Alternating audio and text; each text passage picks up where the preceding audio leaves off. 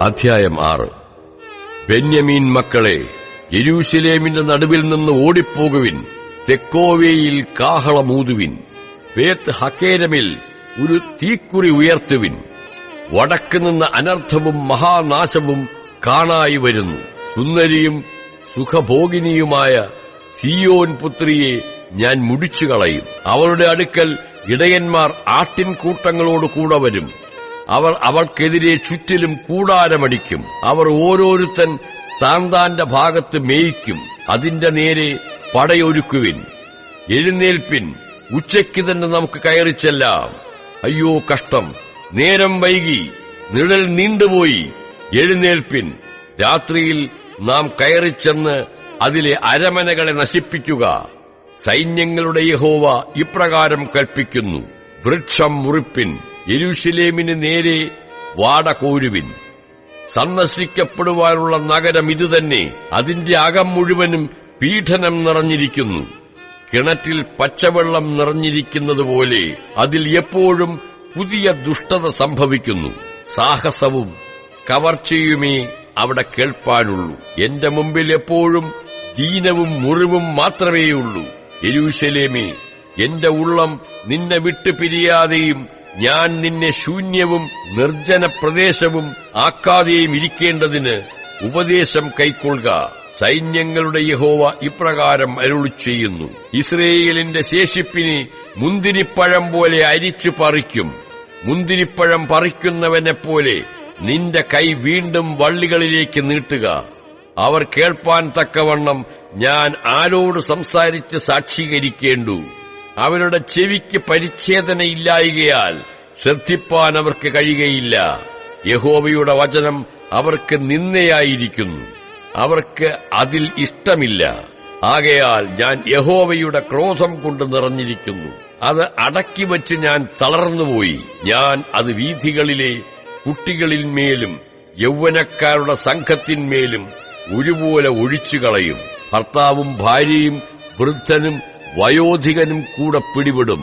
അവരുടെ വീടുകളും നിലങ്ങളും ഭാര്യമാരുമെല്ലാം അന്യന്മാർക്കായിപ്പോകും. ഞാൻ എന്റെ കൈ ദേശത്തിലെ നിവാസികളുടെ നേരെ നീട്ടും എന്ന് യഹോവയുടെ അരുളപ്പാട്. അവരൊക്കെയും ആബാലവൃദ്ധം ദ്രവ്യാഗ്രഹികൾ ആകുന്നു. പ്രവാചകന്മാരും പുരോഹിതന്മാരും ഒരുപോലെ വ്യാജം പ്രവർത്തിക്കുന്നു. സമാധാനം ഇല്ലാതിരിക്കെ സമാധാനം സമാധാനം എന്നവർ പറഞ്ഞ് എന്റെ ജനത്തിന്റെ മുറിവിന് ലഘുവായി ചികിത്സിക്കുന്നു. മ്ലേച്ഛത പ്രവർത്തിച്ചുകൊണ്ട് അവർ ലജ്ജിക്കേണ്ടി വരും. അവർ ലജ്ജിക്കുകയോ നാണമറിയുകയോ ചെയ്തിട്ടില്ല. അതുകൊണ്ട് വീഴുന്നവരുടെ ഇടയിൽ അവർ വീണുപോകും. ഞാൻ അവരെ സന്ദർശിക്കുന്ന കാലത്ത് അവർ ഇടറി വീഴും എന്ന് യഹോവയുടെ അരുളപ്പാട്. യഹോവ ഇപ്രകാരം അരുളി ചെയ്യുന്നു: നിങ്ങൾ വഴികളിൽ ചെന്ന് നല്ല വഴി ഏതെന്ന് പഴയ പാതകളെ നോക്കി ചോദിച്ച് അതിൽ നടപ്പിൻ. എന്നാൽ നിങ്ങളുടെ മനസ്സിന് വിശ്രാമം ലഭിക്കും. അവരോ ഞങ്ങൾ അതിൽ നടക്കയില്ല എന്ന് പറഞ്ഞു. ഞാൻ നിങ്ങൾക്ക് കാവൽക്കാരെയാക്കി. കാഹളനാദം ശ്രദ്ധിപ്പിൻ എന്ന് കൽപ്പിച്ചു. എന്നാൽ അവർ ഞങ്ങൾ ശ്രദ്ധിക്കയില്ല എന്ന് പറഞ്ഞു. അതുകൊണ്ട് ജാതികളെ കേൾപ്പിൻ, സഭയെ അവരുടെ ഇടയിൽ നടക്കുന്നത് അറിഞ്ഞുകൊള്ളുക. ഭൂമിയെ കേൾക്ക. ഈ ജനം എന്റെ വചനങ്ങളെ ശ്രദ്ധിക്കാതെ എന്റെ ന്യായപ്രമാണത്തെ നിരസിച്ചു കളഞ്ഞതുകൊണ്ട് ഞാൻ അവരുടെ വിചാരങ്ങളുടെ ഫലമായി അനർത്ഥം അവരുടെ മേൽ വരുത്തും. ശെബയിൽ നിന്ന് കുന്തുരുക്കവും ദൂരദേശത്തു നിന്ന് വയമ്പും എനിക്ക് കൊണ്ടുവരുന്നത് എന്തിന്? നിങ്ങളുടെ ഹോമയാഗങ്ങളിൽ എനിക്ക് പ്രസാദമില്ല, നിങ്ങളുടെ ഹനനയാഗങ്ങളിൽ എനിക്കിഷ്ടവുമില്ല. ആകയാൽ യഹോവ ഇപ്രകാരം അരുളി ചെയ്യുന്നു: ഞാൻ ഈ ജനത്തിന്റെ മുമ്പിൽ ഇടർച്ചകളെ വയ്ക്കും. പിതാക്കന്മാരും പുത്രന്മാരും ഒരുപോലെ അതിന്മേൽ തട്ടി വീഴും. അയൽക്കാരനും കൂട്ടുകാരനും നശിച്ചുപോകും.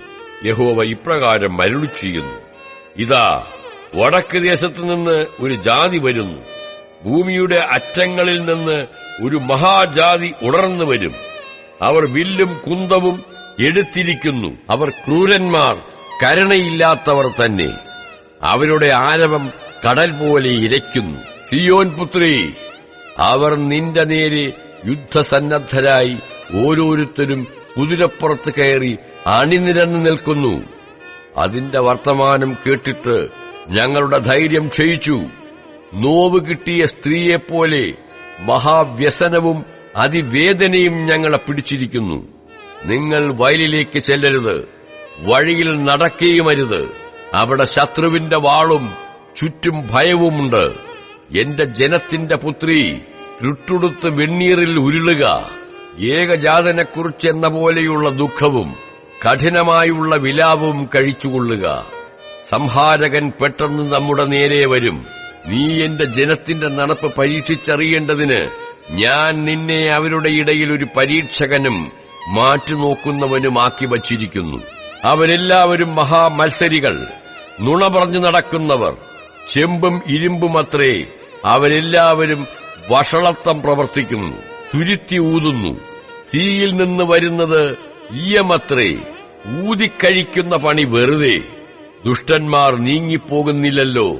യഹോവ അവരെ തിരിച്ചു കളഞ്ഞതുകൊണ്ട് അവർക്ക് കറക്കൻ വള്ളി എന്ന് പേരാകും.